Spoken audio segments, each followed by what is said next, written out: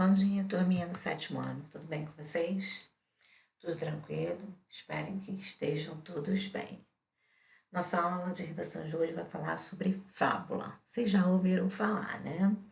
Vamos só relembrar o que é uma fábula, a origem dela, quais os principais autores. Lembrando que essa aula não entra no portfólio de vocês, tá? O portfólio de vocês vão entrar as videoaulas dadas de março e abril. De maio não, que já faz parte do segundo bimestre. Mas não deixe de fazer os exercícios, tá bom? Fábula.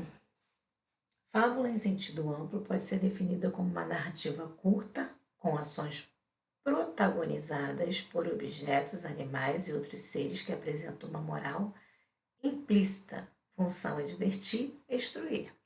Então, a fábula é uma narrativa, é um gênero narrativo, só que é uma narrativa curta em que seus protagonistas, ou seja, seus atores principais, vão ser sempre animais, vão ser sempre objetos ou outros seres e vão ter sempre uma moral da história, vão sempre indicar alguma coisa, querer mostrar alguma coisa para o ser humano, através da representação feita por animais ou outros seres, mas vão querer sempre dar um ensinamento.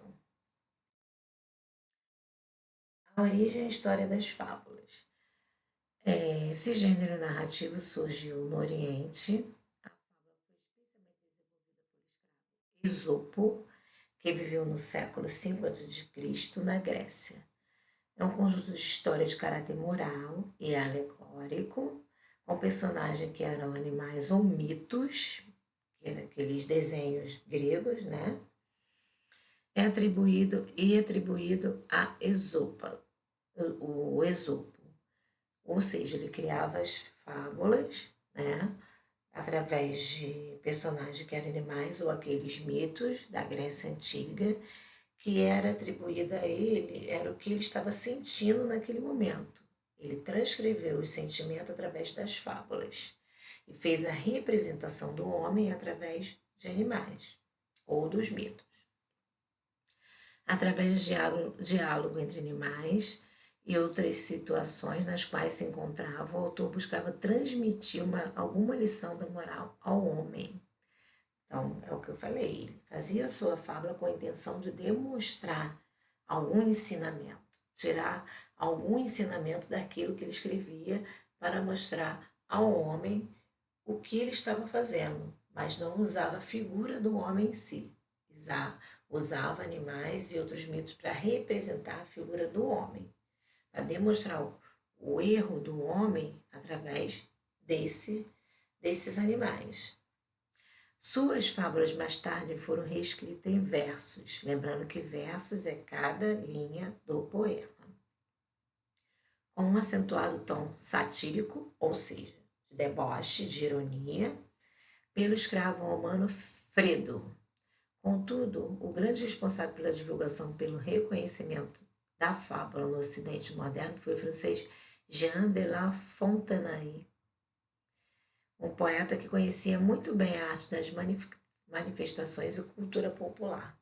Ou seja, começou com Esopo, depois passou para o escravo Fredo, mas o escravo Fredo mostrava um ensinamento mais de forma mais irônica, mais satírica, e depois ganhou o mundo através do francês Jean de La Fontaine, que foi o que fez viralizar a fábula no mundo todo. Características gerais das fábulas. Narrativa é curta, em prosa ou em versos, né? Ou verso, ou seja, prosa é aquilo que nós já estudamos, não vemos prosa poética, que você escreve, mas é em forma de parágrafos. Verso é cada linha do poema. Comportamento antropomórfico, ou seja, dois animais de forma semelhante ao homem, ele substituía a forma do homem pelos animais, apresenta elementos narrativos, ação, personagens, narrador, local e tempo. apresenta aspectos de virtude, qualidade, defeitos do caráter do homem através do comportamento dos animais. Então, ele usava as virtudes do homem, a qualidade, o defeito, o caráter, o sentimento, o comportamento, mas isso tudo na representação de animais. A temática é bastante variada, como por exemplo a vitória da inteligência sobre a força, a derrota, o orgulho. E nesses ensinamentos ele sempre descrevia se teve vitória, se teve derrota, se foi orgulhoso, se teve inteligência, se teve diálogo. Sempre nesse ensinamento ele usava uma temática variada para a sua moral da história. A linguagem é simples, objetiva e direta e pode haver diálogo com apresenta o discurso direto, ou seja, aquilo que o autor fala diretamente com o personagem. Apresenta uma lição de moral no final da história, um ensinamento, o que ele quis dizer com aquela história, o que ele quis dizer com aquela representação. Estrutura de uma fábula. O enredo é o desenrolar da história, o que você vai contar. O ambiente é o local onde acontece a história.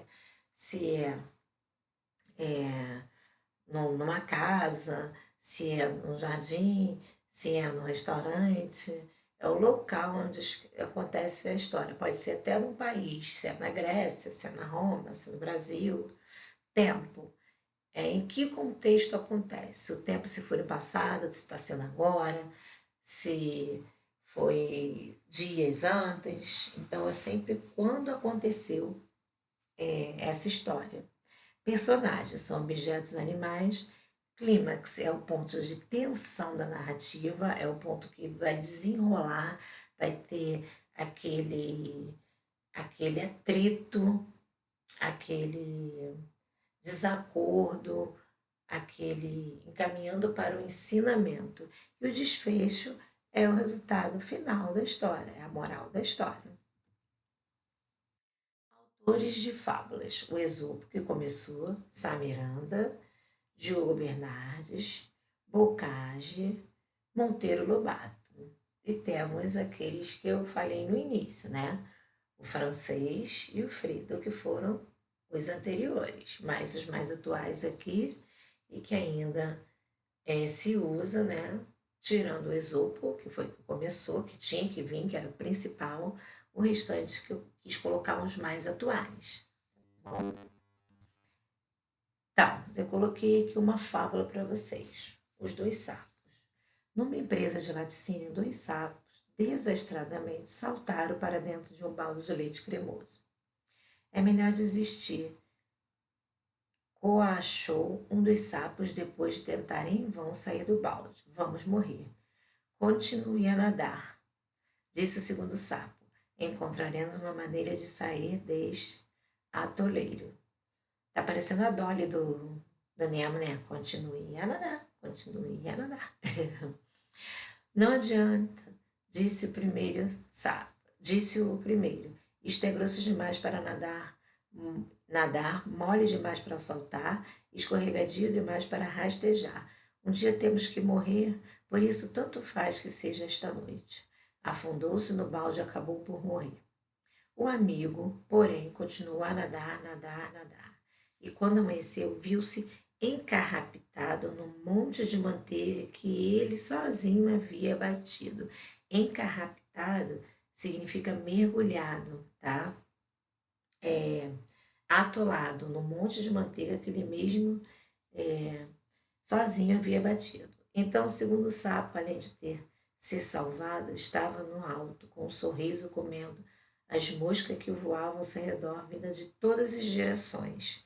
Ou seja, ele saiu como um herói da situação. Ele não desistiu, bateu o laticínio a noite toda, que virou uma manteiga que foi usada depois.